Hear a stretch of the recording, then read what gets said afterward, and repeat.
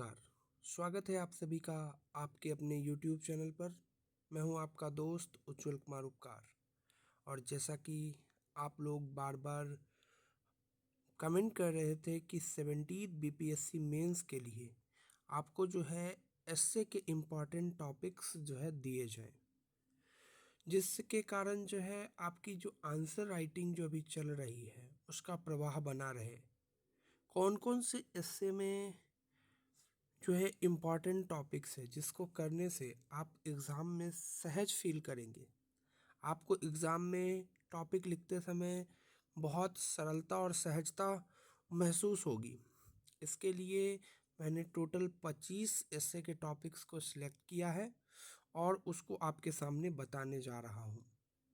मैं ये नहीं कह रहा कि इसी 25 टॉपिक से आपको डायरेक्ट इससे आ जाएगा, लेकिन आपके पास एक ऐसा कंटेंट तैयार हो जाएगा जिसके बाद आप इससे का अगर इससे रिलेटेड कोई टॉपिक आता है एग्ज़ाम में तो आप लिखने में काफ़ी वहाँ पे सहज होंगे और साथ ही आप आसानी से उस एस्से को लिख पाएंगे।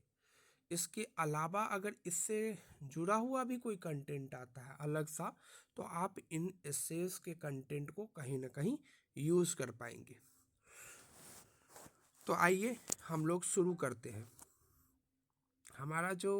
मैंने जो पहला टॉपिक सिलेक्ट किया है वो है भारत में शिक्षा का भविष्य।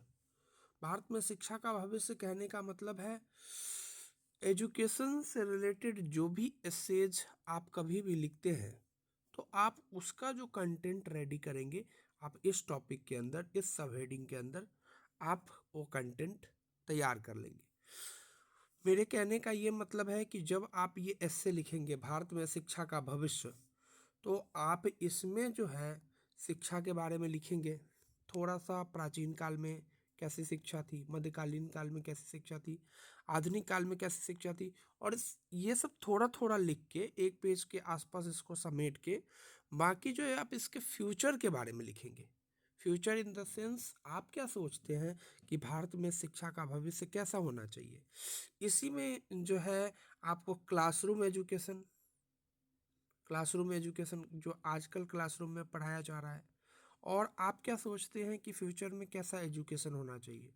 इसी में आप ऑनलाइन एजुकेशन के बारे में चर्चा करेंगे और जितने भी कोट्स होंगे या फिर प्रमुख जो है चीज़ों के विचार होंगे वो जो है आप इसमें एक पेज में नोट करते जाएंगे। जैसे कि आपने पहले एस्से लिख लिया, 4 से 5 पेज में ये एस्से लिख लिया, जो भी पेज में आ रहा है 4 से 5, 6 से 7 पेज में ये एस्से लिख लिया। इसके बाद आप एक पेज डेडिकेट करेंगे जिसमें शिक्षा पर जो इम्पोर्टेंट विचार है उसको आप लिखते जाएंगे। जैसे कि जो भारत में शिक्षा का भविष्य ऑनलाइन शिक्षा है, तो अगर कि ये किसी ने बोला है, या फिर शिक्षा जो है मानव को जो है मानवता सिखाती है, अगर ये कोट है, तो जो भी कोट किसी ने कुछ भी बोला है वो आप लिखते जाएंगे। इससे क्या होगा कि इससे में आपके पास एक रेडीमेड कंटेंट अवेलेबल होगा। आइए दूसरे टॉपिक पे आते हैं, सोशल मीडिया का प्रभाव। बहुत ही इम्पॉर्टेंट टॉपिक है। आजकल देख ही रहे आप सोशल मीडिया का कितना ब्रॉड इम्पैक्ट है। तो आप जब ये ऐसे लिखते हैं तो आपको पता होना चाहिए एक तो कैसे कोई ऐसे जो है आप लिखते हैं, तो इसमें जो है डिफरेंट डायमेंशंस आप ऐड करते हैं। जैसे सामाजिक मीडिया का प्रभाव किस किस क्षेत्र में हो सकता है, राजनीतिक क्षेत्र में क्या है, और सिर्फ इंडियन पर्सपेक्टिव नहीं लेंगे, आप वर्ल्ड पर्सपेक्टिव भी लेंगे कि भारत में सामाजिक मीडिया का क्या प्रभाव रहा है या प्रभाव पड़ रहा है, राजनीतिक क्षेत्र में विश्व में क्या पड़ रहा है। जैसे अभी ट्रंप की जीत में सोशल मीडिया का क्या इम्पैक्ट था, आपने देखा कैसे एलन मस्क का बहुत बड़ा योगदान रहा। तो वो जो है आप राजनीतिक क्षेत्र में देखेंगे। दूसरा सामाजिक क्षेत्र में समाज को शेप देने में सोशल मीडिया का क्या प्रभाव है, और सोशल मीडिया पहले किसको कहते हैं वो भी आप थोड़ा सा देख लेंगे। जैसे कि फेसबुक हो गया, यूट्यूब हो गया, जो आप यूज़ करते हैं। इसके प्रभाव पॉजिटिव, सकारात्मक और नकारात्मक दोनों हो सकते हैं। तो राजनीतिक भी कुछ सकारात्मक लिखेंगे, राजनीतिक नकारात्मक लिखेंगे, सामाजिक सकारात्मक, सामाजिक नकारात्मक। आर्थिक क्षेत्र में हो गया। इसके बाद आप धार्मिक क्षेत्र में लिख सकते हैं। धार्मिक क्षेत्र के बाद आप सांस्कृतिक क्षेत्र में लिख सकते हैं। सांस्कृतिक क्षेत्र के बाद आप पर्यावरणीय क्षेत्र में लिख सकते हैं। पर्यावरणीय क्षेत्र के बाद आप ऐतिहासिक रूप में क्या कभी सोशल मीडिया ने भूमिका निभाई है, कोई केस स्टडी लिख सकते हैं। तो ये डिफरेंट आपके एंगल्स हो सकते हैं। या जो अभी अंतर्राष्ट्रीय संबंध उसमें सोशल मीडिया का की कोई क्या भूमिका है। इसके बाद जो है फ्यूचर क्या है, फ्यूचर में ये क्या होने वाला है, सामाजिक मीडिया जो है क्या कर सकता है। जैसे एआई आ गया है, इसके साथ आर्टिफिशियल इंटेलिजेंस, कृत्रिम बुद्धिमत्ता, इससे सामाजिक मीडिया में क्या चेंजेस आए हैं और उसका क्या प्रभाव पड़ रहा है, ये आप लिख देंगे। तो ओवरऑल जो है एक तरीके से, और इस पर फिर मैंने बताया ही एक पेज पे जो भी कोड्स होंगे वो आप लिखते जाएंगे। ये हो गया। तीसरा टॉपिक पे हम आते हैं। तीसरा टॉपिक हमारा है जलवायु परिवर्तन और पर्यावरण संरक्षण। ये टॉपिक बहुत इम्पोर्टेंट है आजकल कि जलवायु परिवर्तन क्या होता है और पर्यावरण संरक्षण क्या है। तो आप पहले जलवायु परिवर्तन को सोचेंगे। जलवायु परिवर्तन का सबसे पहले परिभाषा आपको पता होना चाहिए, फिर इसके क्या क्या कारण रहे हैं, ऐतिहासिक कारण क्या है, वर्तमान कारण क्या है। आखिर कोई चेंज जो होता है, मतलब ऐसा कहा जाता है, गीता में भी ऐसा कहा गया है कि परिवर्तन ही संसार का नियम है। परिवर्तन होने ही चाहिए, परिवर्तन सतत है। फिर जलवायु परिवर्तन के कारण हम लोग इतने चिंतित क्यों हैं, हमसे क्या गलतियां हो गई कि ये वर्तमान में हमको जलवायु परिवर्तन पर इतना सोचना पड़ रहा है। इसके बाद जलवायु परिवर्तन का जो है वैश्विक प्रभाव क्या है, इसका जो है आप ये भी लिखेंगे कि जलवायु परिवर्तन के कारण क्या कोई राजनीतिक प्रभाव पड़ा है। जैसे कई जगह जो है ना इमरजेंसी लगानी पड़ी और कई जगह जो है राजनीति का ये मुद्दा रहा, जैसे फ्रांस में इलेक्शन का मुद्दा रहा जलवायु परिवर्तन। इसके बाद जो COPs हुए हैं वर्ल्ड में, COP 28, 29, 1 से लेके UNFCCC का, इसके ऊपर आप देखेंगे पर्यावरण संरक्षण के ऊपर क्या बातें हुई हैं। ये सारी चीज़ें स्टार्ट हुई है स्टॉकहोम कन्वेंशन से। तो आप थोड़ा सा इसके बारे में जान लेंगे। इसका सामाजिक प्रभाव क्या है, ठीक है ना। क्या जलवायु परिवर्तन और पर्यावरण संरक्षण के लिए वर्ल्ड ने कौन कौन से उपाय किए हैं, आप उस तरीके से इस हिस्से को लिख लेंगे। आगे आते हैं हम लोग। चौथा है महिला सशक्तिकरण, चुनौती और अवसर। हमेशा से महिला सशक्तिकरण एक इम्पॉर्टेंट टॉपिक रहा है, इसलिए मैंने इसको पिक किया है। 69 BPSC में से क्वेश्चन भी आया, महिला सशक्तिकरण ये था, लेकिन वहाँ पे पॉलिटिकल व्यू में ही लिखना था। लेकिन आप लोग सारी चीज़ों के बारे में लिख लेंगे, ये इससे बहुत फेमस है। मैं थोड़े बहुत कुछ बुक्स का भी हवाला दूंगा कि आप कहाँ से ये सब प्रिपेयर कर सकते हैं। पांचवा आपका जो एस्से है वो है आत्मनिर्भर भारत अर्थव्यवस्था में सुधार। कि आत्मनिर्भर भारत जो हमारे प्रधानमंत्री जी ने कुछ दिन पहले जब कोविड के काल के बाद बोला था कि हमें आत्मनिर्भर होना है, तो उसका क्या मीनिंग था, आत्मनिर्भरता का क्या मीनिंग होता है, और आत्मनिर्भरता क्या वैश्वीकरण का विरोधी है, इस पर हम लोग बात करेंगे। अर्थव्यवस्था में क्या इससे सुधार होता है और इसका पॉजिटिव पार्ट, इसका निगेटिव पार्ट, थोड़ा वैश्वीकरण के हिसाब से लिखेंगे। और भारत की क्या ज़रूरतें हैं, ठीक है, और उसमें आत्मनिर्भरता। तो आत्मनिर्भरता बहुत सारे एरिया में लिखेंगे। सबसे पहले हमारा जो है जो बहुत बड़ा हिस्सा वो डिफेंस में है, रक्षा क्षेत्र में, तो रक्षा क्षेत्र में आत्मनिर्भरता। इसके बाद स्पेस में अंतरिक्ष क्षेत्र में आत्मनिर्भरता, इसके अलावा कृषि क्षेत्र में आत्मनिर्भरता, सेवा क्षेत्र में आत्मनिर्भरता, सेवा क्षेत्र में बहुत सारा हेल्थ केयर हो गया, एजुकेशन हो गया। तो सारे एरिया को एक्सप्लोर करें और उसमें आत्मनिर्भरता के बारे में, आत्मनिर्भर भारत के बारे में देखें। इससे पहले महात्मा गांधी ने यह विचार दिया था आत्मनिर्भर गांवों का, सेल्फ सफिशिएंट विलेज। तो वहां से ये कॉन्सेप्ट को उठाना है, उनका भी थोड़ा सा एग्जाम्पल देना है। अगले एस्से पे आते हैं। एस्से नंबर 6, भारत में बेरोजगारी की समस्या और समाधान। काफ़ी सिंपल सा एस्से है, लेकिन काफ़ी बड़े टॉपिक को, बेरोजगारी जैसे टॉपिक को कवर कर रहा है, जो हमेशा से भारत के लिए एक समस्या रहा है। इसमें आप लोग चर्चा जरूर करेंगे डेमोग्राफिक डिविडेंड की, कि भारत में जो है, भारत बहुत बड़े पॉपुलेशन को कंटेन करता है, और अगर उसको कौशल प्रशिक्षण नहीं दिया जाता है तब बेरोजगारी जैसी समस्याएं उत्पन्न होती है। लेकिन अगर उसको जो है एक कौशल प्रशिक्षण दे दिया जाता है, उसको उसका स्किल एनहांसमेंट कर दिया जाता है, तो वो हमारे लिए बेरोजगारी जैसी समस्या नहीं रह जाएगी। ठीक है। नेक्स्ट है भारतीय संस्कृति और आधुनिकता का संघर्ष। भारतीय संस्कृति में जैसे मैं एग्जांपल देता हूँ कि भारतीय संस्कृति में कुछ चीज़ें हैं, जैसे महिलाओं के लिए साड़ी पहनना, ठीक है, या फिर महिलाओं के लिए जो सूट पहनना, एक एग्जांपल से बात करते हैं, ठीक है। और आधुनिकता क्या है, जीन्स पहनना, ठीक है, ये दो।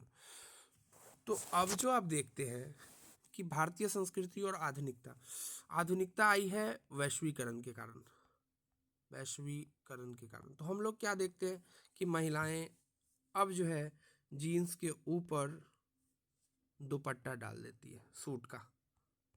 तो ये संस्कृति दोनों एक तरीके से मिक्स होके एक नई संस्कृति है।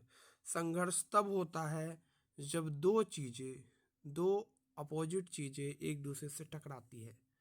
ये संघर्ष हमेशा खराब नहीं होता है, हमेशा बेकार नहीं होता है। जैसे एक और चीज़ बताता हूँ कि जब भारत में अंग्रेज़ों का राज था, उसी समय ये आधुनिकता टर्म आपको देखने को मिलता है। तो भारतेंदु ने भी इसके बारे में लिखा है कि जब अंग्रेजी राज था तो उस समय भारतीय संस्कृति और आधुनिकता का टकराव हुआ, इससे एक नव जागरण हुआ। पश्चिमी संस्कृति की कुछ अच्छी बातें हमने ग्रहण की और भारतीय संस्कृति की कुछ अच्छी बातें, दोनों ने मिलके एक नए संस्कृति का प्रादुर्भाव किया। तो ये जो संस्कृति का संघर्ष है, दो संस्कृति का संघर्ष है, इससे बहुत सारी चीज़ें निकली, जैसे तर्कशीलता, तर्कवाद, इसके बाद नव जागरण। आप ये सब पढ़ लेंगे थोड़ा बहुत। भारत में ऐसा 2-3 बार हुआ है, फिलहाल 2 बार हुआ है। तो ये संघर्ष, इसके बारे में आप पढ़ लेंगे, इसके क्या क्या प्रभाव रहे हैं। नेक्स्ट टॉपिक है स्वास्थ्य सेवाओं की स्थिति और सुधार के उपाय। डायरेक्ट ये इससे नहीं आएगा, लेकिन जब आप स्वास्थ्य सेवाओं के बारे में कुछ जान जाएंगे तो आप बहुत सारे स्टेज में इसको यूज़ कर सकते हैं। जैसे स्वास्थ्य सेवाएं, 3 चीज़ें इम्पॉर्टेंट है। जैसे एक तो पहली बात, भारत अपनी स्वास्थ्य सेवाओं का कितना परसेंट, जीडीपी का कितना परसेंट खर्च करता है, जीडीपी का क्या परसेंट है। इसके बाद दूसरी बात आप देखेंगे कि क्या स्थिति है, क्या हर किसी के लिए स्वास्थ्य सेवाओं का लाभ है, मतलब एक एफोर्डेबिलिटी का इशू। एफोर्डेबिलिटी, मुझे जैसा लगता है एफोर्डेबिलिटी का इशू बहुत है। एफोर्डेबिलिटी होती है कि क्या हम लोग उसको अफोर्ड कर सकते हैं, हमारे पास इतना पैसा है।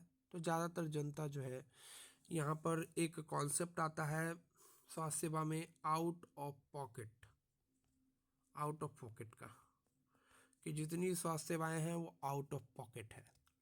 स्थिति के बारे में पूछ रहा है। दूसरा है एक्सेसिबिलिटी। एक्सेसिबिलिटी मतलब पहुंच, ये तो पैसे की बात हो गई, आर्थिक रीजन हो गया। पहुंच क्या वहाँ तक पहुँच है? हर जगह पीएचसीज है क्या? क्या हर जगह सरकारी अस्पताल है? तो इस पर हम लोग जो है थोड़ा बात कर लेंगे। और सुधार के क्या क्या उपाय है? गवर्नमेंट ने क्या कोई नीति बनाई है, स्वास्थ्य नीति बनाई है, उसको चेक कर लेंगे। डिफरेंट रहेंगे, जैसे आयुष्मान योजना है, आयुष्मान कार्ड बनवाए गए हैं हर जगह पे।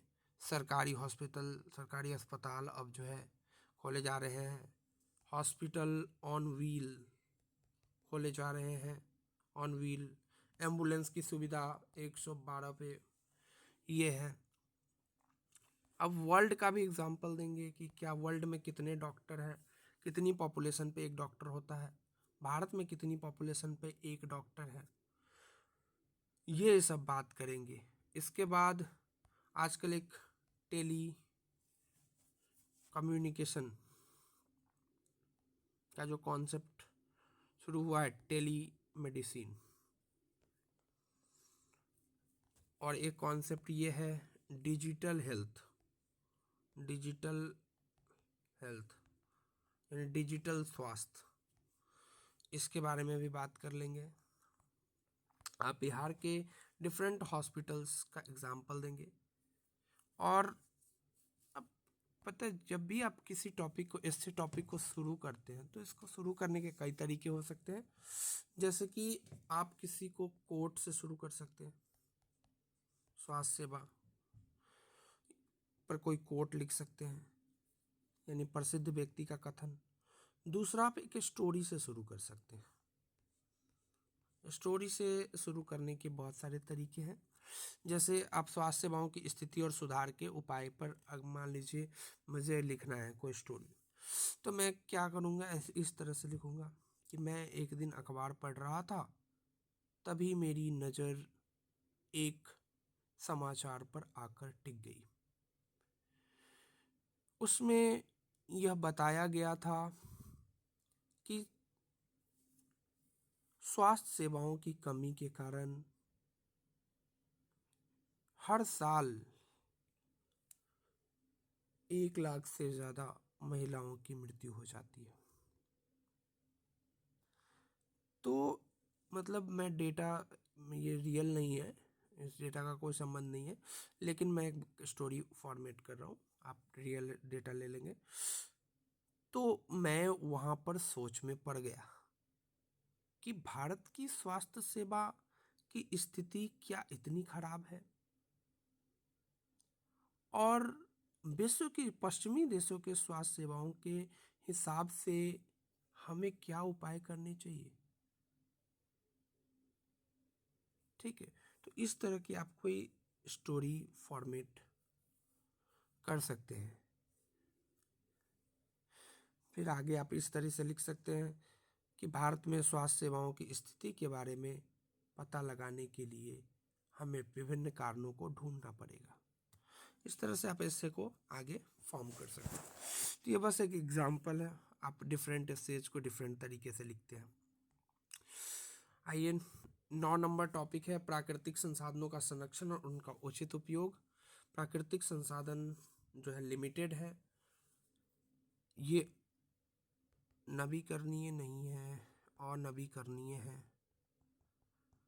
अनवीकरणीय है तो आपको देखना पड़ेगा, जैसे प्राकृतिक संसाधन क्या हो गया, वन हो गया, जल हो गया, सब पर आप एक एक पैराग्राफ लिख देंगे। वन, जल, इसके बाद जो वन्य जीव है, वन्य जीव हो गया। इसके बाद आपको प्राकृतिक संसाधन में कुछ नवीकरणीय भी है, कुछ अनवीकरणीय भी है, और उसका उचित उपयोग। आइए, इसके बाद है हमारी सभ्यता और वैश्वीकरण, फिर से उसी तरह का ऐसे है। तो सभ्यता और संस्कृति की बात है, और वैश्वीकरण ने उसको कैसे प्रभावित किया, आप लोग इसको लिखेंगे। कृषि क्षेत्र की स्थिति और उसे सशक्त बनाने के उपाय, ये 25 टॉपिक मैंने पिछली बार आइडेंटिफाई किए थे, और उसमें ये वाला एक तो महिला सशक्तिकरण का राजनीतिक संदर्भ, वो डायरेक्ट क्वेश्चन आया था। इसके बाद कृषि क्षेत्र की स्थिति और उसे सशक्त बनाने के उपाय, ये भी डायरेक्ट क्वेश्चन था। तो मुझे 2 क्वेश्चन डायरेक्ट ही मिल गए थे और मैंने वही लिखा था एग्जाम में। तो ये 25 टॉपिक ऐसा नहीं है कि आपको सेम टू सेम आ जाएगा, बट हाँ कृषि क्षेत्र पे आप अगर आपका कमांड है और सशक्त बनाने के उपाय, तो आप कुछ ना कुछ अच्छा लिखेंगे। फॉर्मेट करना, फॉर्मेट लाना, ये सब जो है आप एक सीख ले, लेकिन आपके पास कंटेंट होगा तभी तो आप लिख पाएंगे, और कंटेंट ही नहीं होगा तो आप कहाँ से लिख पाएंगे। इसके बाद 12 नंबर है संविधान और न्यायपालिका का योगदान। आजकल बहुत चल रहा है संविधान, क्या संविधान का जो है, पहले संविधान होता क्या है, ठीक है, क्या संविधान ने हमारे उसमें जो हमारा भारत है, देश है, उसको बनाने में, जो हमारा नेशन बिल्डिंग का प्रोसेस है, उसमें क्या योगदान दिया है, न्यायपालिका का क्या योगदान रहा है, तो ये हम लोग थोड़ा सा कर लेंगे। देश में सामाजिक असमानता और उसके समाधान। सामाजिक असमानता बहुत सारे लेवल पे है। एक तो कास्ट के लेवल पे है, दूसरा रिलीजन के लेवल पे है, आपको आइडेंटिफाई करना है। लिंग के लेवल पे है सामाजिक असमानता। इसके अलावा और क्या क्या लेवल हो सकता है, क्लास के लेवल पे है, वर्ग के लेवल पे, और क्या हो सकता है, आइडेंटिफाई करना है, और ये कैसे ठीक होगा, इसके समाधान, ठीक है। इसके बाद भारत में जातिवाद और उसकी समाप्ति के उपाय। आप जातिवाद का एक टॉपिक भी पढ़ते हैं GS1 में, नहीं GS1, GS2 में, पॉलिटी में। इसमें आप लोग प्रोफेसर रजनी कोठारी को कोट करते हैं, क्योंकि इन्होंने जो अपनी बुक लिखी थी उसमें भारत में जो जातिवाद के कारण है और जातिवाद की उत्पत्ति के जो स्टेजेज हैं, चरण हैं, उसको आइडेंटिफाई किया हुआ है। तो आप लोग एक बार जो है इस चीज़ को कर लें। धार्मिक सहिष्णुता, भारत की परंपरा, इस पे कर लें कि जो रिलीजियस टॉलरेंस रहा है सालों से, ये प्राचीन काल से ही है, प्राचीन काल से ही है रिलीजियस टॉलरेंस। हिंदू धर्म था, फिर बौद्ध धर्म आया, तो धार्मिक सहिष्णुता रही है। बाद में मुस्लिम धर्म का आक्रमण हुआ, मुस्लिम्स का आक्रमण हुआ इंडिया पे। तो एक तरीके से कैसे जो है सहिष्णुता, टॉलरेंस का मतलब होता है कि अपने आप में कंटेन कर लेना। तो एक नई संस्कृति निकली, तो भारत की परंपरा बन गई, बस उसी पे बात करना है। फिर अंग्रेज आए, फिर टॉलरेंस किस तरीके से रहा, अब डिफरेंट स्टेजेज में करेंगे। युवाओं की भूमिका राष्ट्र निर्माण में, राष्ट्र निर्माण में युवाओं की भूमिका, इस तरीके से ये उससे है। युवा जो है, भारत एक 15 से जो 59 साल के लोग हैं या उसके बीच के लोग हैं, उसकी भूमिका क्या है राष्ट्र निर्माण में। और भारत में सबसे ज़्यादा युवा हैं, लगभग आप कह सकते हैं कि 18 से लेके 40 साल के जो लोग होते हैं, उनकी जनसंख्या बहुत ज़्यादा है इंडिया में। तो इसमें डेमोग्राफिक डिविडेंड की बात करेंगे, कौशल प्रशिक्षण की बात करेंगे, शिक्षा की बात करेंगे, जॉब की बात करेंगे, इसके बारे में। और नेशन बिल्डिंग होता क्या है, राष्ट्र निर्माण क्या होता है, इस पे बारे में बात करेंगे। नई तकनीकी क्रांति और भारत, इसमें आप लोग तरह तरह की क्रांति के बारे में बात कर सकते हैं। ICT, information and communication technology, यानी सूचना एवं संचार क्रांति। इसके बाद जो है इंडस्ट्रियलाइजेशन 4.0, 4.0। अभी बहुत सारी टेक्नोलॉजी आ रही है, जैसे ChatGPT है, AI है, ठीक है ना, इसके बारे में बात कर लेंगे। इसके बाद बायोटेक्नोलॉजी है, जीन एडिटिंग है, इस पर बात कर रहे हैं। स्पेस में नए नए चीज़ें हो रही है, उसके बारे में बात कर लेंगे। अगला है मानवाधिकार और उसके संरक्षण में भारत की भूमिका। तो आप मानवाधिकार पर जो है सिर्फ इंडिया का पर्सपेक्टिव लिखना है तो बहुत बड़ा पर्सपेक्टिव हो जाता है अपने आप में ही। तो मानवाधिकार पर इंडिया कैसे काम कर रहा है, इसमें आप लोग जरूर UN में जो पीस कीपिंग फोर्स है, इसके बारे में ज़रूर लिखिएगा। ये आपके लिए काफ़ी अच्छा होगा। और मानवाधिकार का कैसे भारत सपोर्टर रहा है स्टार्टिंग से ही, उसके बारे में। अगला, आतंकवाद और आतंकवाद के खिलाफ लड़ाई। तो आतंकवाद तो एक बहुत बड़ा इशू रहा है, इसका कोई सर्वमान्य कोई डेफिनेशन नहीं है। इसके बारे में आतंकवाद होता क्या है, आपको थोड़ा सा मेहनत करना पड़ेगा, सर्च करना पड़ेगा डिफरेंट बुक्स में, इंटरनेट्स पे। मैं थोड़ा सा बता भी दूंगा लास्ट में। इसके बाद समाज में नैतिक मूल्यों की कमी और उनका महत्व। नैतिक मूल्य क्या होते हैं और समाज में ये धीरे धीरे कैसे पतन की कगार पे है। जैसे आपने अभी एक केस देखा होगा, जो इंडिया गॉट टैलेंट में है, समय रैना। और ये अभी सुप्रीम कोर्ट ने इसके बारे में जो कहा था कि समाज में जो है ऐसे जो कृत्य हैं इसको एक्सेप्ट नहीं किया जा सकता। इंडिया गॉट टैलेंट वाला जो 3 जजेस थे उनके बारे में कहा था, रणबीर इलाहाबादिया है, समय रैना है, तो उसके बारे में कहा था कि समाज में जो है ऐसे आदर्शों को एक्सेप्ट नहीं किया जा सकता, सुप्रीम कोर्ट ने कहा है, और हमें ऐसी प्रैक्टिसेस को छोड़ना पड़ेगा।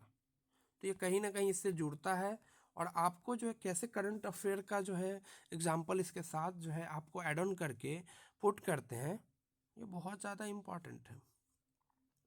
समाज में नैतिक मूल्य धीरे धीरे गिर रहे हैं। नैतिक मूल्य क्या होते हैं आप उसके बारे में थोड़ा कर लेंगे। जैसे डिफरेंट टाइप के मूल्य होते हैं। नैतिक, जैसे सच बोलना। आपने बचपन में एक पढ़ा होगा मॉरल साइंस का किताब, नैतिक शिक्षा का, उसमें जो जो चीज़ें सिखाई जाती है सब कुछ होता है। इसके बाद दूसरों की सहायता करना, ये हो गया दूसरों की सहायता। दूसरों के लिए एम्पैथी रखना, एम्पैथी मतलब हो गया एक तरीके से सहानुभूति, सहानुभूति रखना, ठीक है। इसके बाद करुणा का गुण जो होता है, ये सब जो गुण है। इसके अलावा ईमानदारी, ईमानदारी, ये सब जो गुण है इसमें कैसे ह्रास हो रहा है धीरे धीरे, इसके बारे में हमको बात करनी है। इसमें बहुत सारे एग्जाम्पल आप दे सकते हैं कि समाज में कैसे नैतिक मूल्यों की कमी हो रही है और उनका महत्व, और कैसे वो चीज़ें ठीक होगी। भ्रष्टाचार भारतीय राजनीति की सबसे बड़ी समस्या, सिर्फ भारतीय राजनीति में नहीं, आप हर एंगल देख लेंगे भ्रष्टाचार पे। तो भ्रष्टाचार पर एक लाइन अदम गोंडवी की बहुत फेमस है, आप लोग उसको नोट भी कर सकते हैं कि तुम्हारी फाइलों में गांव का मौसम गुलाबी है, मगर ये आंकड़े झूठे और दावे किताबी है, ठीक है। तो ये भ्रष्टाचार पे एक दो लाइन और भी है। यहाँ खेत तरसता है, यहाँ खेत पानी के बिना तरसता है हमारे गांव में, यहाँ झीलों पर पानी बरसता है हमारे गांव में। इस तरीके की लाइन है। तो ये भ्रष्टाचार का एग्जाम्पल है। तो आप डिफरेंट टाइप के एग्जाम्पल्स ले सकते हैं, आप एक बार सर्च कर लें, आपको बहुत सारे एग्जाम्पल्स मिल जाएंगे।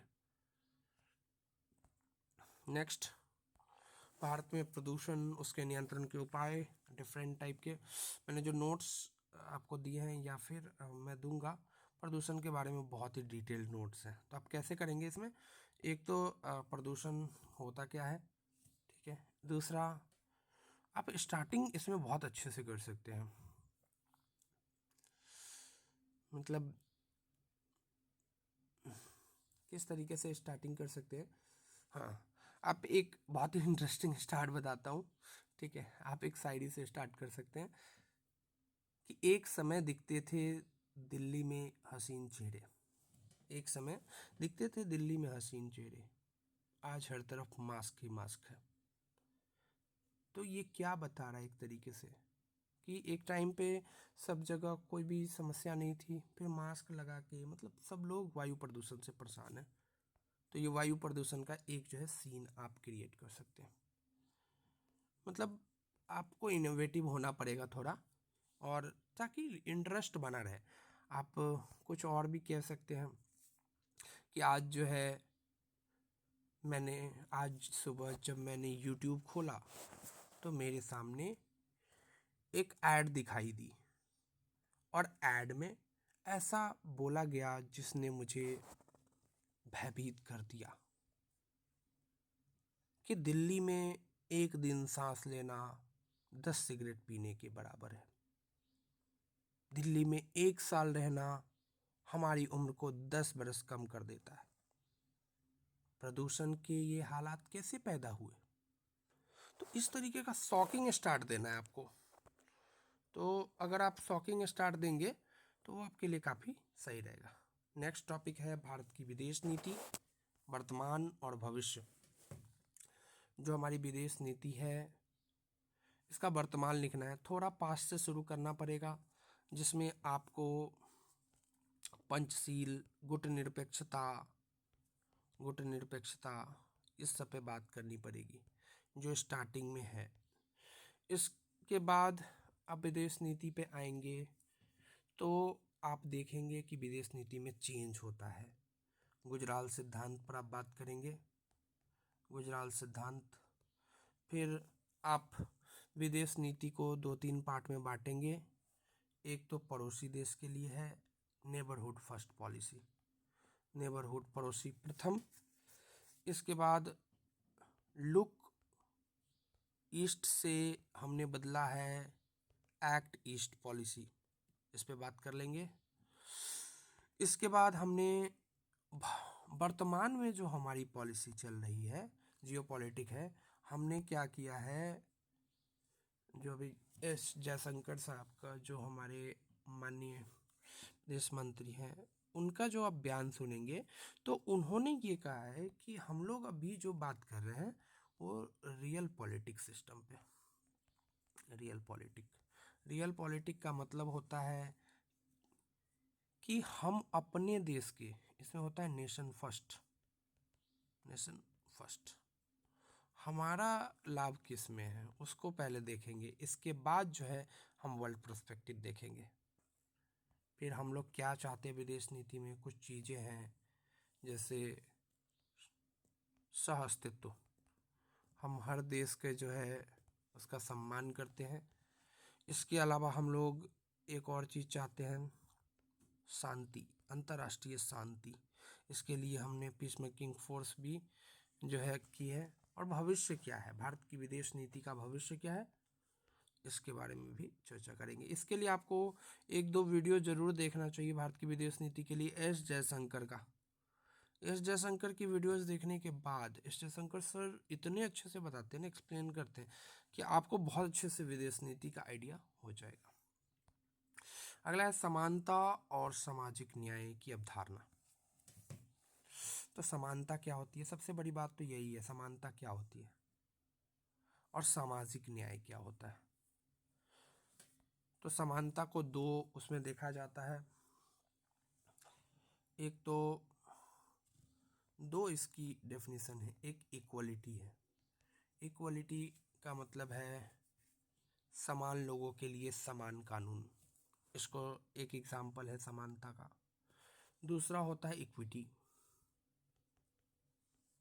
इक्विटी, समानता की 2 डेफिनेशंस होती है। इक्विटी जहाँ पर और इक्विटी से जुड़ता है सामाजिक न्याय, तो सामाजिक न्याय आपको इक्विटी से जुड़ेगा। इक्विटी का जैसे एग्जांपल लेता हूँ, जैसे एक रेस है, एनसीईआरटी में बहुत अच्छा एग्जांपल कोट किया हुआ है। जैसे मान लीजिए एक रेस है, आपको 500 मीटर की रेस करवानी है या 400 मीटर की, ठीक है। तो आपने क्या किया, सबको आपने क्या किया, एक हाथी लिया, एक हाथी को दौड़ना है, एक चीते को दौड़ना है, एक चूहे को दौड़ना है, एक गिलहरी को दौड़ना है, और सबको आपने एक रेस में दौड़ा दिया। आपने कहा कि सबके लिए बराबरी है, इसको बोलेंगे समानता। क्या आपने सबको क्या किया, एक ही जैसी परिस्थितियां दी, तो इसको समानता बोलेंगे। अब दूसरा क्या किया, दूसरा होता है समता, जिसमें सामाजिक न्याय की अवधारणा आती है, जिसमें आपको कमजोर को थोड़ा संरक्षण देना है, ठीक है। जैसे एक एग्जांपल एनसीईआरटी में जो कोट किया गया है वो मैं बताता हूँ कि मान लीजिए ये दीवार है, ठीक है, ये वाला है दीवार, और इसके पार आपको देखना है। तो एक का हाइट इतना है, एक एक पर्सन का हाइट इतना है, एक पर्सन का हाइट इतना है, और एक पर्सन का हाइट इतना है। तो ये दोनों तो फिर भी देख लेंगे, इसको दिखाई नहीं पड़ेगा। तो सामाजिक न्याय का सिद्धांत कहता है कि भाई इसके नीचे कुछ लगा दो ताकि ये पोर्शन भी देख सके। ये ऑलरेडी वहाँ देख पा रहा है, और इसको भी थोड़ा सा, इसको भी थोड़ा हेल्प कर दो, थोड़ा देख पाए। तो अब तीनों एक ही स्टेज पे आ गए। ये होता है सामाजिक न्याय। ये एग्जाम्पल आप कोट कर सकते हैं, एनसीईआरटी में दिया हुआ है, पॉलिटी क्लास 12th में। बहुत अच्छा एग्जाम्पल है। जब आप एनसीईआरटी पढ़ते तो आपको बहुत सारी चीज़ों का एग्जाम्पल का ज्ञान होता है। बहुत अच्छा एग्जाम्पल है सामाजिक न्याय की अवधारणा। तो इंडिया में आप देखेंगे सामाजिक न्याय बहुत ज़्यादा चीज़ रहा है। जब देखेंगे बहुत पीछे से ये चला आ रहा है, एक्चुअल में बहुत पीछे से चला रहा है। बिहार में तो ये बहुत बड़ा आंदोलन के रूप में है। तो इसको आप देखेंगे आज हर पार्टी, हर चुनावी वर्ष में सामाजिक न्याय की बात करती है। हमारे संविधान में आप देखेंगे आर्टिकल हो गया 15, आर्टिकल 16, ये सब बात करता है सामाजिक न्याय और समानता के बारे में। आर्टिकल 14, 15, 16। अब नेक्स्ट टॉपिक है जल संकट, भारत की बड़ी चुनौती। एक बार फिर यहाँ पर स्टार्टिंग कर सकते हैं उस तरीके से, जैसे न्यूज़पेपर में आपने देखा कि गुजरात हो या राजस्थान, वहाँ पीने के पानी की बहुत समस्या है। या फिर इंडिया के लगभग 50% से ज़्यादा आबादी आज जो है जल संकट से जूझ रही है। या फिर कुछ दिन पहले एक शहर का एग्जांपल निकला था, मेरे दिमाग में भी नहीं आ रहा है शहर का नाम, बट आप सर्च कर लीजिएगा कि वो आउट ऑफ वाटर हो गया था। आउट ऑफ वाटर, पानी ही नहीं था वहाँ पे। फिर आप जल संकट से के कारण क्या क्या कारण हो सकते हैं, उससे निकटने के उपाय, सरकारी उपाय, वैश्विक स्तर पर जल संकट की स्थिति, ये सब के बारे में आप लिख सकते हैं। तो ओवरऑल ये 25 टॉपिक है। अब मैं आपको बताऊंगा कि एस्से के लिए आपको कौन कौन से कंटेंट देखने चाहिए। फिलहाल एस्से में 3 सेक्शन होते हैं, ये 2 सेक्शंस के लिए हैं। तीसरे सेक्शन में भी आपको कंटेंट मिल जाएगा, लेकिन तीसरे सेक्शन पे मैं एक अलग वीडियो बनाऊंगा। इसमें सबसे पहले ऑनलाइन सोर्सेस का सहारा लें। ऑनलाइन सोर्सेस में सबसे पहले गूगल हो गया, कि गूगल में आप सर्च करें, टॉपिक को सर्च करें, आप देखें। दूसरा चैट जीपीटी को अपना दोस्त बना लें, ठीक है। इसके बाद एक सोर्स मैं और दूंगा इसमें, कि जो दृष्टि आईएएस की जो मैगजीन, दृष्टि आईएएस का जो वो है, बुक है, निबंध की जो बुक है, उसमें जो लास्ट पेज है, लास्ट के कुछ पेज है, 10 से 15 पेज है, उसमें आपको जो मिल जाएगा क्या क्या, कोट्स, कथन, ठीक है। तो ये बहुत इंपॉर्टेंट होता है, आप उसको यहाँ से उठा लें। इसके अलावा कुछ और कंटेंट के बारे में मैं चर्चा करूँगा, कि आप जो है इंग्लिश मीडियम में अगर आप दे रहे हैं, अगर आपका मीडियम इंग्लिश है,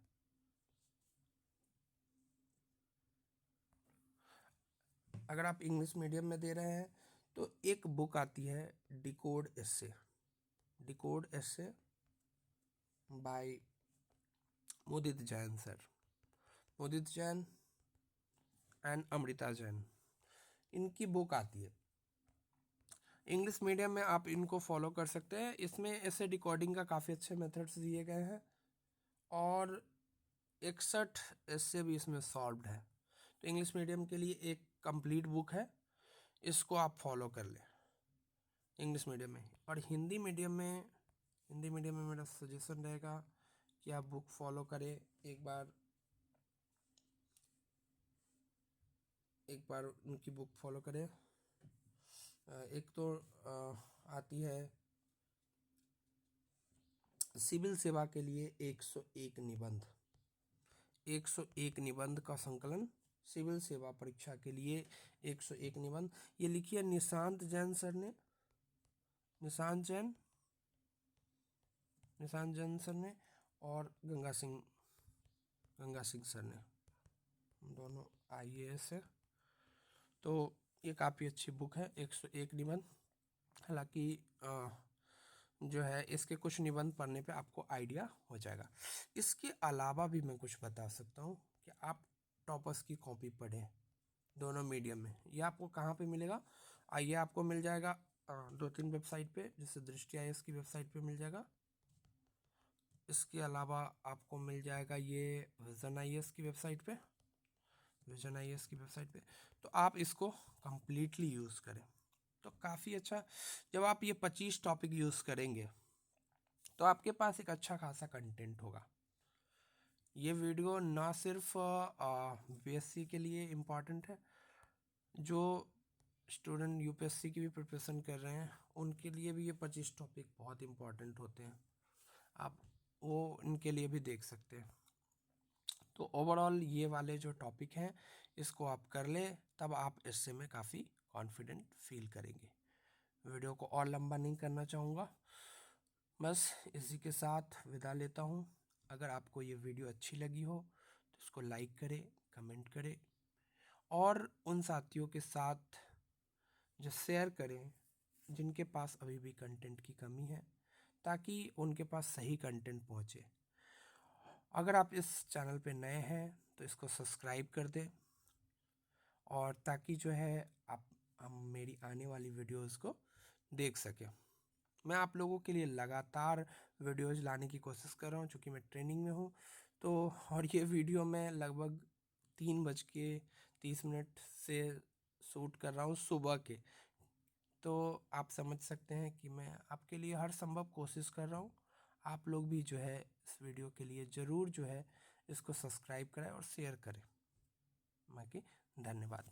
आपका दिन शुभ रहे।